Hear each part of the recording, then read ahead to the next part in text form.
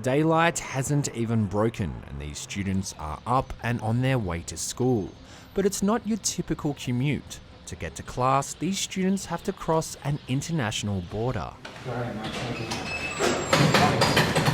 For these 500 or so students from the tiny Mexican town of Palomas, the crossing is just part of their daily routine.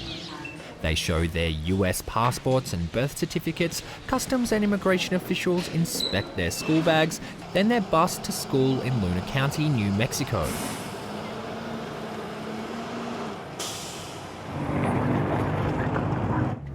Lizette Preciado is a senior at Deming High School in Luna County.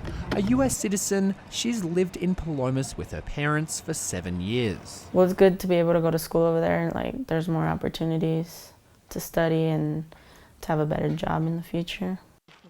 Lizette and her family moved to Palomas from Colorado after her mother, Rosa Maria Preciado, was deported for being in the country illegally.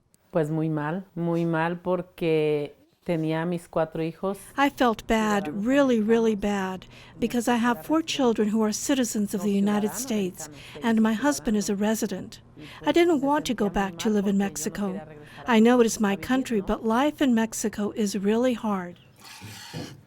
Preciado and her husband Ramon make their living in Palomas raising goats. Ramon still crosses occasionally back into the US to work, but for someone like Preciado who's banned from entering the country, this is about as close as she can get to her old life in Colorado.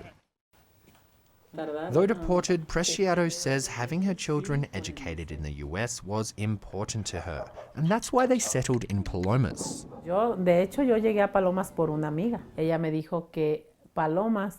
I came to Palomas because of a friend who said Palomas would be a good option to live with my children. It is easy to cross into the United States, and there's a bus to take them to school.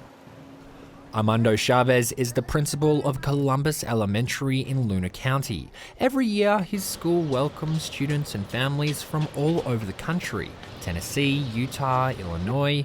Chavez says they usually see an influx of students when states enact strict immigration laws, as Arizona did in 2010. We're sometimes the holding spot for them to fix the papers correctly. We're dealing with children that come from South Dakota, Missouri. I mean, it can be any state that come, but we embrace our children that come to our door every day. School districts in Texas and California also allow students living in Mexico to come to school, but they often charge out-of-district fees or are private. For the students coming from Palomas, their education is free.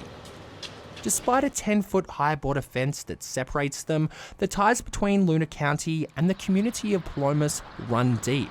From businesses to culture to marriage, many teachers in the Luna County schools cross the border as students. Ricardo Gutierrez teaches 5th grade at Columbus Elementary, the school he attended as a child.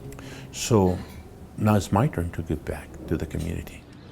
Gutierrez says keeping parents engaged in their children's education is the biggest challenge. He opens his restaurant in Palomas for parent-teacher conferences via Skype. And for this year's graduation ceremony, he hosted a live watch party for parents that couldn't cross.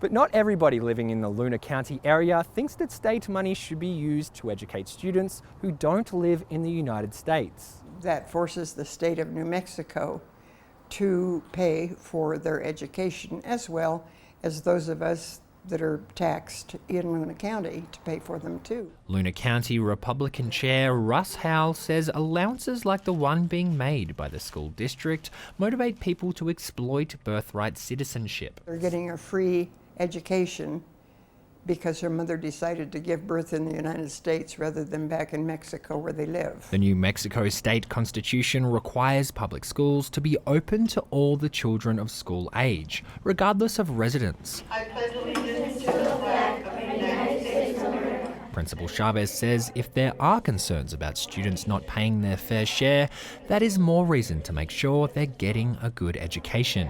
They're going to more than likely live in the United States. We want to educate them. We want to get them to the highest level of education possible so they can be successful and so they can become productive members and contribute back. Es ingeniero. Rosa Maria Preciado says her 3 oldest children are already making their contributions. Her oldest daughter serves in the US military and her 2 sons have careers in engineering and manufacturing. Estoy muy orgullosa porque yo sé que tengo mucha familia. I am very proud because I have a lot of family and almost none of their children graduated from anything, not even high school. And I have 2 that graduated and they have careers. That has made me really proud and it has given me a lot of happiness. But that success has taken Preciado's children far away from Palomas, and her youngest Lizette is soon to follow. She has plans of studying engineering at Colorado State. Preciado hopes an immigration pardon waiver she's eligible for in 2 years will allow the whole family to reunite in the US. But there are no guarantees. For the Fronteras Desk, I'm Simon Thompson.